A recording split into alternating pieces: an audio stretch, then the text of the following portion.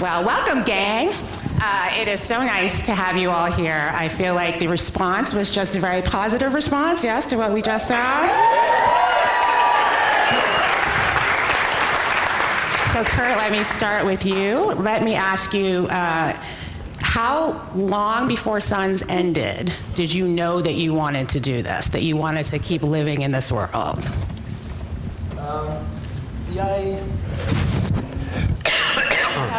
Are you sitting on it? Not only was I brought out of order, I didn't get a mic. Just kidding. The first discussion about doing a show based in World of the Mayans happened like maybe season 3 or 4 of Sons, and it came out of a completely different box. The network was potentially getting into business with Spanish language station and studio, and they were looking for like some Spanish language content, and for some reason they came to me, and because when you think Latino flair. You think of the dopey white guy, but they and I think it was Eric Schreier at FX who I had the conversation with, and I said, look, what could potentially make sense was doing something based in the World of the Mayans, and then for whatever reason that never I don't think that that collaboration ever happened, and so it was sort of there and sort of brewing a bit, and then as Sons was coming to a close, and and it was doing very well for the network, and they're looking about how do we potentially keep the IP alive, and that's when the conversations began again. But both myself and John Landgraf, I knew I didn't want to just sort of jump right into the same thing, albeit a different culture and a different, a different world culturally. I was sort of burned out a little bit. So for me, I needed to sort of do something else and different, and I thought like a medieval drama would be a good idea, and that worked out well. But it definitely cleansed my palate, and then they were like, maybe you should just come back and write about motorcycles. So as that sort of came to a close, but we creatively knew we wanted to put a couple of years between the potential series, and so when I came back from Wales or wherever the fuck I was, that's when that process began. And so you brought back Emilio, which I'm sure you were very excited to hear that this was happening. I'm glad I lived, yeah. And so did you know that, since, as far as I know, I don't know much, only what everyone's seen, he's the only person from the previous world that is in the show at this point? Not necessarily. Here's what I would say. I was, my job in this series, if we're blessed enough to continue, is to transition from the mythology myself and a lot of talented people spent 7 years creating, and honor that, because we want to acknowledge where we came from, and those fans, and then balance that with having a show that is original and different and doesn't feel like, the Latino version of Sons of Anarchy, right? So it's my job to creatively kind of handle that balance, and then so that the Mayans can ultimately just become what it's supposed to become, and and Sons will always be there, but it will no longer be the show that came from Sons of Anarchy. It'll be its own thing, and that's my job in all this transition, because my goal is really just to get the white guy out of the room as quickly as possible. I'm not gonna lie, we appreciate that. So this is where Norberto. So many people appreciate that. But you know what? I mean, it's, that's funny, but to bring up a real point, and I think the polite way we're referring to it now is the current climate. I mean, I think it is an interesting time for the show to be happening, and obviously it's been in the works for a couple of years, but as this current climate is coalescing, is that something that sort of, maybe not intrudes, but comes to your head when you're writing this? I mean, because to have a majority Latino show on right now that's a wonderful thing. Here's what I would say. It's not a political show. I do not write political shows. I should not write political shows.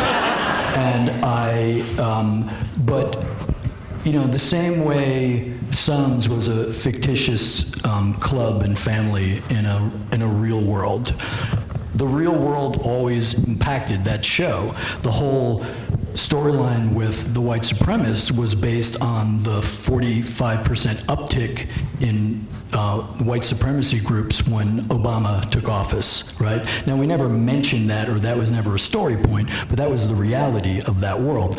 So, this is not a show that will deal head-on with those issues, but it is a show that takes place on the border, and it's a politically charged and emotionally charged part of the world. So that stuff will have to bleed into the storytelling, or it won't be authentic.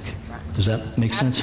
Absolutely. I want to bring Norberto and Elgin into the conversation here because you obviously, not obviously, why did you reach out to them to be executive producers with you on that? What is the, but you can speak to it too. I'm going to answer one more and then I'm going to leave. All right.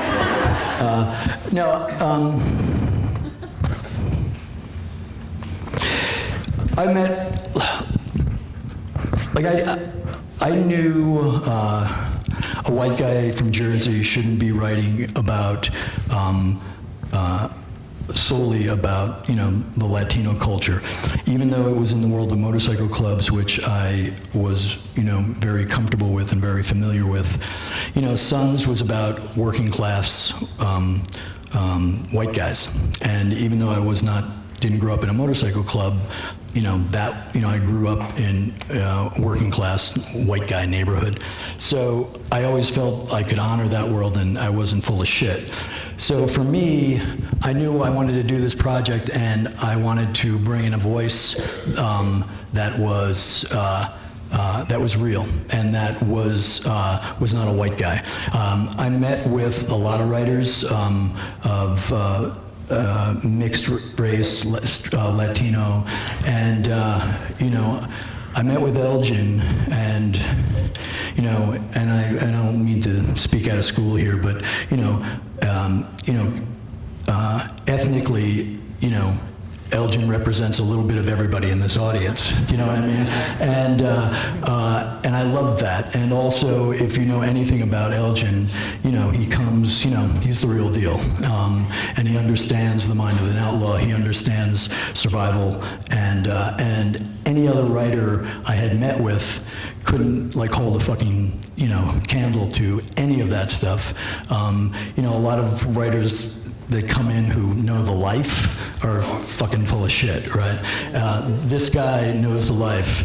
And if I can say, and the thing I love, I'm getting a little verklempt.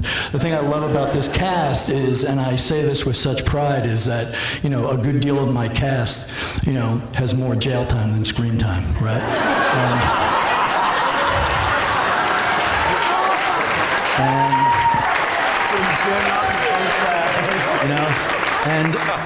And I gotta tell you, it's just different fucking energy on set, man. It just is, man, to show up with these guys that know in their gut, in their hearts that, they shouldn't fucking be there, man, Their lives should have been someplace else and doing something else, and their, the level of gratitude and love on this set, it's beautiful. And that's what Elgin was when he walked in the room. And also, I don't, I unfortunately have this experience a lot, but Elgin walks in the room and he sat down, and within like 5 minutes, I was so clear that I was no longer the smartest guy in the room. If I have any secret to any kind of success, it's that, I just hire people who are smarter and more talented than I am, and it's definitely the case of both Elgin and Norberto. So.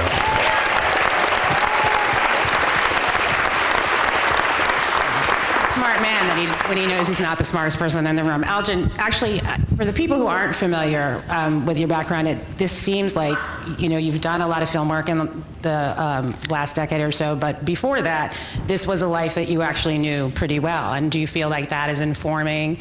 I think definitely. Because when you're a kid and you come from a certain kind of, it doesn't matter what culture you are, like it's more than like your 23andMe, which mine is pretty crowded, as Kurt says. But it's more than that. When you're kind of disregarded and diminished, and you kind of told you're a piece of shit your whole life, you internalize that and you want a family and you want to be seen, right? And so there's certain ways to go about that. And the quickest one is obviously crime. Because then you walk into a room and you have your gang's name on your shirt, your cut, whatever it is, people fucking see you. And we've done the same thing here, which is amazing. Because all you do when you're in that situation, all the gang is a bunch of like fucked up, thrown away people that try to find a family, right? And try to make something and build something their own. And Kurt, and because of this, man, we've done the same thing. You got a bunch of like fucked up people up here in the most beautiful way, right? And now, instead of doing the damage that we have, where before, I think some of us, and some of my brothers up here also spent prison time, you inflict your damage on the world. As an artist, you try to create something else. And so because of this man, we're all up here being able to do that. So thank you, my man. Thank you, brother.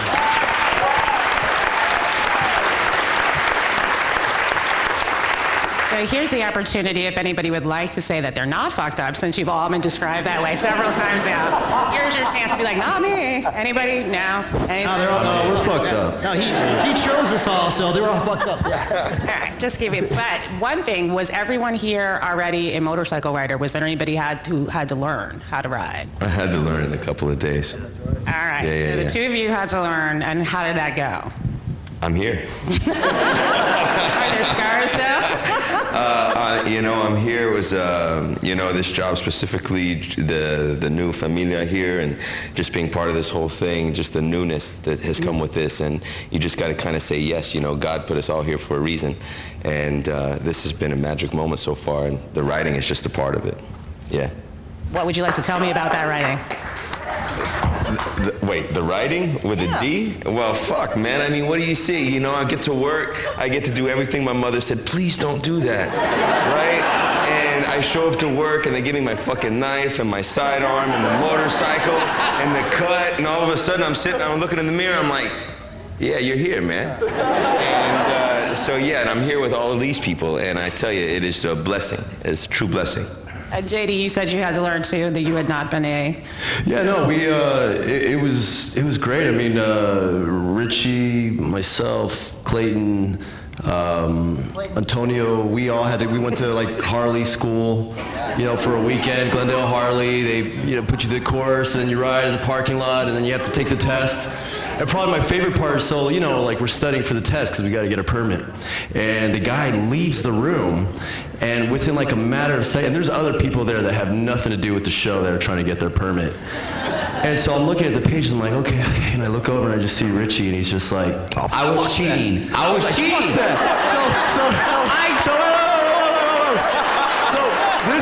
This is how tight. This is how tight we all are, right? So he gets up, he goes over to the desk. I get the answers are right there, and he's trying to hurry up and like copy it. And then Clayton gets up, he's like, I fucking got you, dog. And he gets up, and starts taking photos of it. And JD's like, he doesn't even want to look at us, right? I was like, bro. Yeah. I mean, it was kind of weird. It was like just straight. Like, he's gonna walk in like, this is weird, man. And but look, we all passed thanks to Richie. And we look out for each other. That's what we look out. We look out for each other. We look out. You all passed. If the DMV in California revokes our license, now you guys know why. let me ask you, you have a lot of broadcast network stuff on your resume. Big shows, important shows that everyone in this room watches. And how excited are you for the opportunity to go into the world of FX, the world of motherfucker and all of that, where you can just like let it all go? Don't make that face, you know what I'm talking about. I've had a relationship with FX for some years. I did Lights Out for them, and so I could use some bad words. And then The Bridge, which actually dealt with, dealt with the border also. You know, I gravitate towards good stories and fascinating worlds, and especially if it's something that I have some sort of sensibility toward. What I'm most attracted to about our world is the sense of identity. I grew up in the South Bronx. You know, I'm a first generation. And I struggle with the idea that at times I would have to prove myself as American, and then at other times with Latinos I have to prove myself to Latinos that I'm Latino. And I think that in this world, in this family group, they're dealing with that. You know, they have one foot on each side of the border. And how do you find identity? You find it also with your family, your MC, and that really is intriguing. Really coming into a show that has already the DNA of an iconic show, and then how do you connect it, but then find its soul, its own separate soul. And there's so many stories that are universal within this world that I think I'm hoping that folks will find that they can, regardless of color, understand that situation, or understand that emotion, or understand that conflict, and be attracted to it. I mean, what Kurt and Elgin are presenting are really emotional, domestic, and some interesting, troublesome situations that make us reflect as to where we are now as a country. And actually it could be disturbing, it could also be enlightening. And I find that this world gives us the opportunity to explore both. And in addition to all of these people on stage, one person who is not here, the great Edward James Olmos.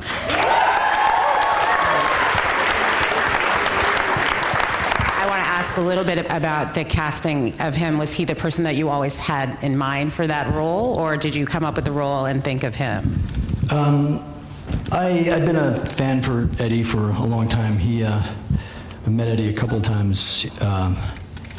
He and my wife did a musical like years and years ago, like when they were both kids, and it was like the first thing that launched Kate's career. And you know, Kate sort of said, you know, I knew him when he was, you know, a musical theater nerd, you know, and I suggest that she doesn't say that to him, but you know, Eddie comes from music, right? So he's just a fascinating guy and an amazing body of work, and I knew I wanted him as the patriarch, and you know, and I was lucky you know, he was a fan of Sons and respected the storytelling and understood it, and you know, has really dived into the process. And you know, when you lock down guys like that, you can pretty much, you know, I can take stories in any direction, you know, and I have nothing awful to say about him. Well, thank goodness. You should. And I want to talk a little brass tacks about the show itself, about what you can tell us. It is set in the present. It is. Yeah, it's present day in the magical time that we live in. And so it's post Jackson's. It's spoiler alert. It's a post Jax Teller world. You know, if we're playing real time, it was about 3 years ago, and you know, and we talk a little bit about the ramifications of that final day of Jax. It sort of changed the fabric of Northern California. and then trickle down south. So that's the world, and we acknowledge that because because of the connections with the MCs. But yeah, it's definitely it's what I enjoy doing. It's a fictitious club, fictitious family, fictitious town, but it's placed in a very real and authentic world, and that's what we're doing right on the border. And you talk about family, that was at the core of the original show. It looks like it's the core of this, the two families, the actual nuclear family, and then the larger family of the club. So when you are casting that, aside from Emilio, how do you get one piece and everything comes around it? Are you doing it individually? Do you have a vision in mind? There is no vision. I'm just flying by the seat of my pants. I think,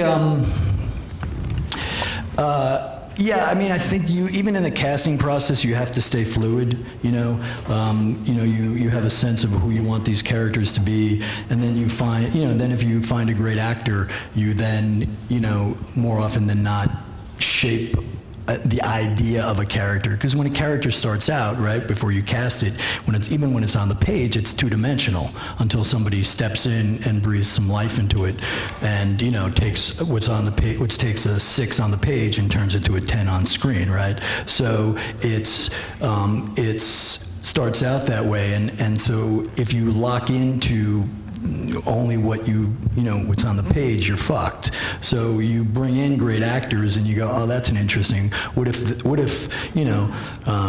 Bishop was this guy, right? Or what if Coco was this guy? And then you're able to shape the character around the actor, which then sets in motion a whole other,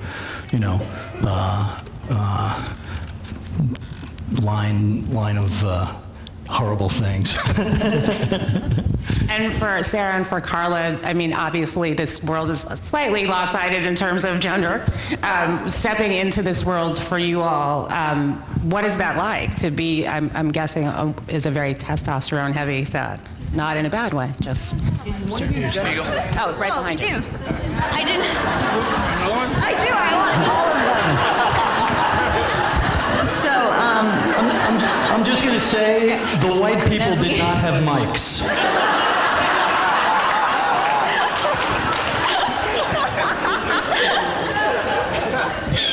Do you know what? I give them back. I mean, could you give me your question one more time? Sure. What's it like to work with all these dudes? Do you know what? No man will ever fuck with me again with these brothers that I've made on this show. It's been so great jumping into this world of the Mayans. I can say quite honestly that being a big fan of Sons of Anarchy and being a fan of the women on that show, I mean, they're not only some of the most well-written female characters on Sons of Anarchy, but they're some of the best female characters on TV. So it's such a compliment to be able to given the opportunity to walk into, the next brainchild of Sutterland and create these characters whom already we all love playing. And Carla, for you. At first, I was a little scared because they're really big guys in motorcycles, and I was like, okay, let's see how this goes.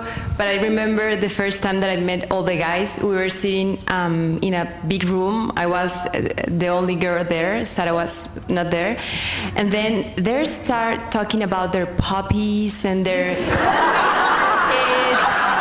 and I was like, okay.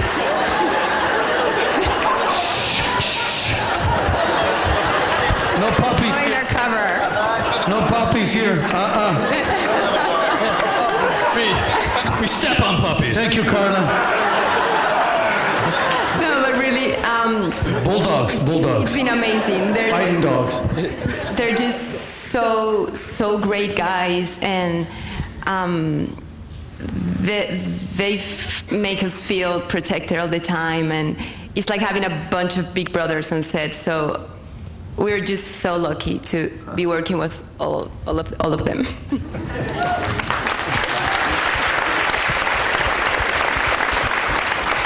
So you are in production now? Where are you in the production calendar?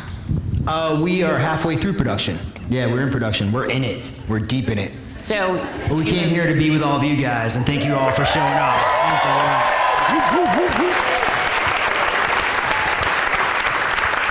that means that you have reached a stage where you have become a family to one degree or another. So who is like the irritating little brother up here? Oh, Clayton Cardenas. Have you guys met Clayton. It's Clayton. Yeah. I get picked on so much. I don't believe that shit. It is ridiculous. That was the easiest question tonight. Jay, for you, obviously this is an ensemble, it's a large ensemble, but you are at the center of it. How does that feel for you? I mean, this is you're coming up in something that there is great anticipation for, and you have what looks like a pretty complicated person to play. Coming into this, how has that been for you? Well, I mean, you're right. I mean, it's a massive fan base.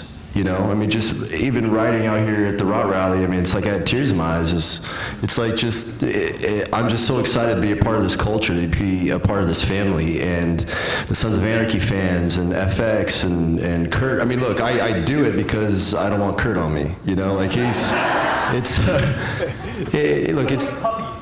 puppies. But, you know, honestly, I just really just have to show up and be. I mean, that's what we all do. We're all there. Everybody here just puts in 200% because we all believe in it. You know, we honor the Sons of Anarchy with our work, and we want to take it to the next level in honor of them. So we all put in 200%. I think that, you know, you're looking at a group of leaders here, really. We'll say that. Just to follow on that theme, Clayton, it's about 189%. It's not like 200%. You have to ride him a little bit to just, you know. It's fucking ridiculous. Don't cry, Clayton. I think we're all getting the picture. So in the era of peak TV, this is the obligatory question of, do you already know how it ends? Oh, you mean like 7 years from now? Yes, exactly. If it means they keep picking it up, I absolutely know how it ends. All right. That's the right answer. And it's so good. But truthfully, coming back into this world, you were saying that you were a little bit burned out, and in terms of finding the rhythm for yourself to do this, was there a specific sort of pivotal moment where you're like, I've got it, this is how I can do it? No, that would suggest I have a lot of self-awareness.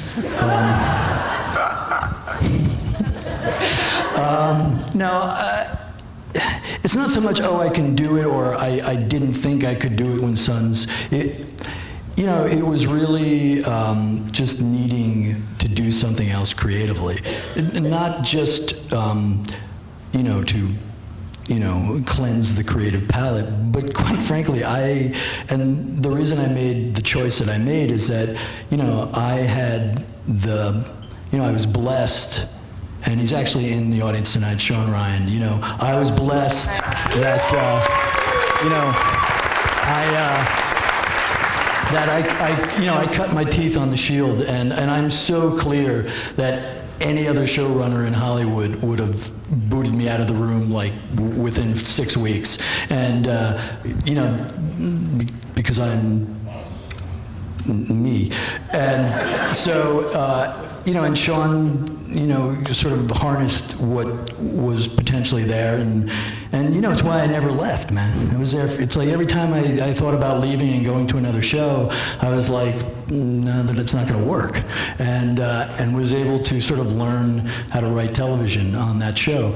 So I was in that world, and then I came to Sons, which, you know, was in the same, you know, wheelhouse in terms of crime dramas. And for me, I love doing that, and clearly it's, you know, it's what excites me. But it's almost like I had to do something completely different, just to know I fucking could, you know? And so that was part of it. You know, and then one day I just woke up and went, what the fuck am I doing in Wales? And why is everybody on horses? So, and then I came home, and but there was a plan to move forward with this regardless. Had Bastard done well, and there was still a plan to put this in motion, after a couple of years. So.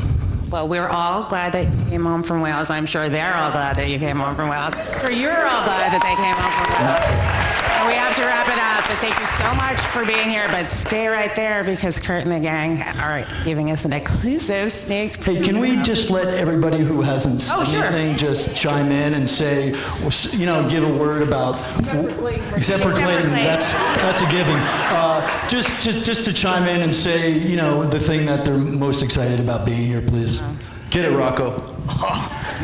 No, just excited to be a part of this whole thing. It's kind of for me surreal too. It's for where I came from to jumping onto a project like this and being able to grow and learn from some of these guys have been my mentors now in acting, and hopefully I'm taking as much as I can from each and every one of them, including Elgin and Berto and everyone. Hopefully it continues on with a very successful career like some of the others that are on this panel. Rocco is also a veteran who served this beautiful country, so he should really get that. Joseph.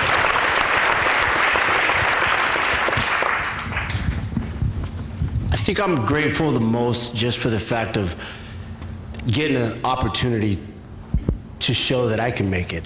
And not to be a selfish individual, but change is possible from where we come from, and especially in this world, to display it and to where I come from and do it positive, like Bishop said. He walks up, he can get a knife, he can play the tough guy, he can do all this negative stuff on screen, but it's not who he is because it's fiction. You know what I'm saying? Like, it's fictitious. So it's just a beautiful thing to be able to be a part of it. So that's it.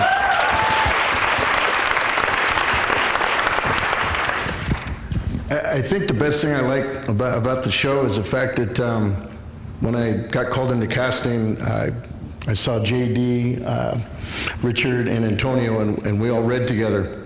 And from the gate, it felt really natural, and it was one of these things where I was like, I couldn't live if I couldn't get this gig, because I really wanted to be part of this. I wanted to work for Kurt and be part of his vision, and meet Elgin along the way, and Bert, and it's just really a blessing to be trusted by these guys to do their vision and be surrounded by some of the most amazing, humble actors around. And that means the Teamsters, everybody in the actual crew is one big army of this vision to get things done the right way and with the best intentions. And it's an honor to be part of that. And that's probably one of those things in my life that I will gladly take to the grave with pride. So, yeah. Rocco is not only a war veteran hero, but he's Army Ranger, man. That's a lot of pride in that. You dig it? He's actually our bodyguard. He's our castmate and bodyguard at the same time. So he teaches the badasses how to be badass. You know what I'm saying? I just as much as I love my SOA brothers, man. We're still brothers, but. The short time that I've been with my MC brothers right here, man, it's like I'm having the time of my life, you dig what I'm saying? So you guys are in for a ride over here, So one thing I told Kurt last night is that he hired actors to play badasses on Sons. Over here, he hired badasses to play bikers, man. You're gonna dig it. Emilio,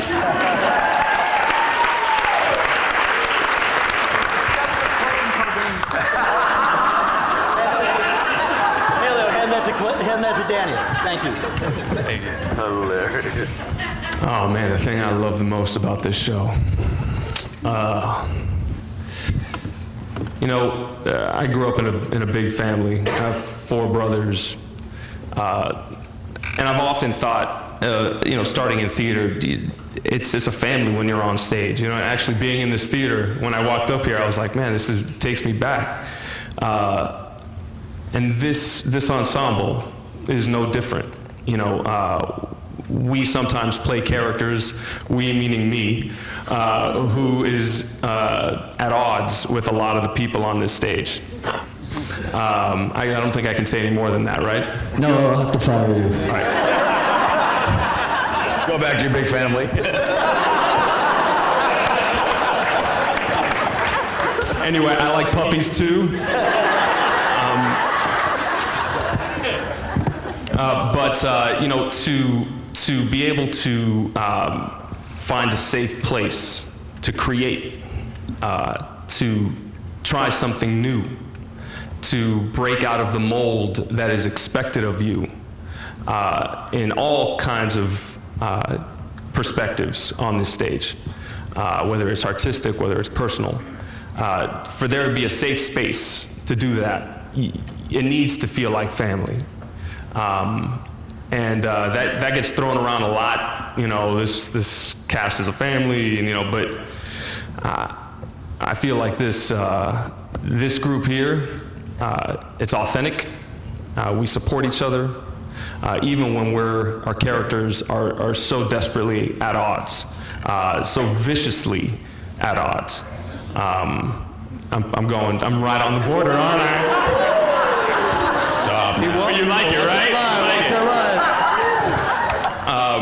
And so I think breaking the mold and feeling comfortable within this ensemble is something that I think is unique, is something that I cherish, and I'm so grateful to be a part of.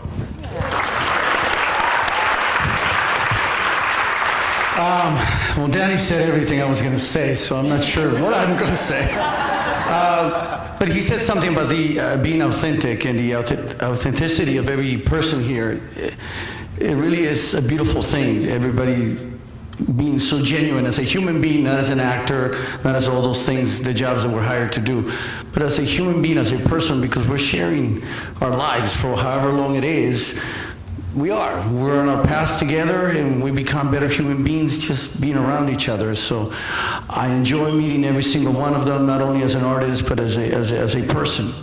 And to be part of this wonderful Sons of Anarchy saga and continue it with Mayans M.C., it's a beautiful thing. I can't put it into words. I'm just happy to be part of it. You know, thank you, Kurt, Elgin, Norberto, and the whole cast.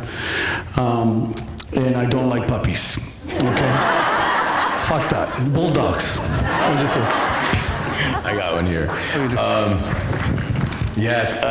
You know, 30 years I think I've waited to be part of a show, and I look around me, and I think the thing that gets me the most is I see all brown people representing like so many aspects of a culture. And on television, probably for the first time in a really long time. It's a major deal, but that's what warms me every single day, is to see all these brothers with personalities it's like a big family for sure. We're just born into it, and I'm super grateful to be part of something so radical these days. I mean, coming from the world, you know, 10 years ago I was in a prison cell. Today I'm on one of the grandest stages, you know, and it's like this world of bad guys, quote unquote, like this is when we get to discover like nobody's really born a bad guy, and I know that from like living it, you know, and these characters, you're able to really like find out like why people tick how they tick, and it's bringing truth to this life that I think that Hollywood lacks. You know, they always label it as a bad guy, or he was from a motorcycle gang, but in this world we're able to really discover, and it's just an honor to be able to bring my true life experiences into this world, into these characters. And I think it's only fitting that we finish with Clayton. Please. Tell us, Clayton, talk to us, brother. We love you. Are you serious? Yeah, we love you. It's your time to shine, baby. Let's do it. It's your moment. What do you guys say, bro? Don't fuck it up. Oh, my God. They're all looking at you. They're all looking at you. I was to say, stop looking at me, everybody.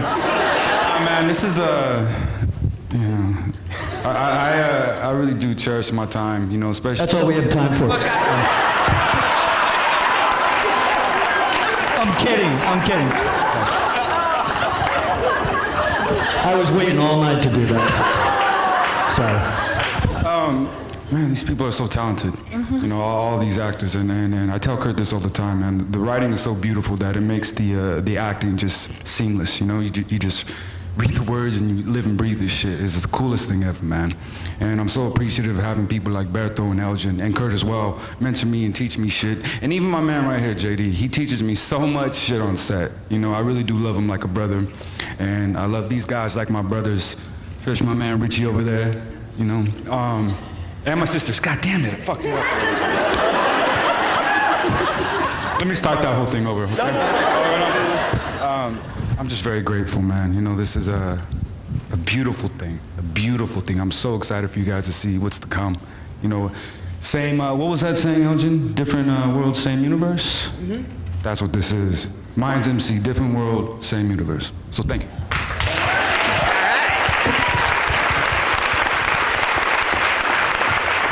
Thank you all so much for being here. Thank you all so much for being here.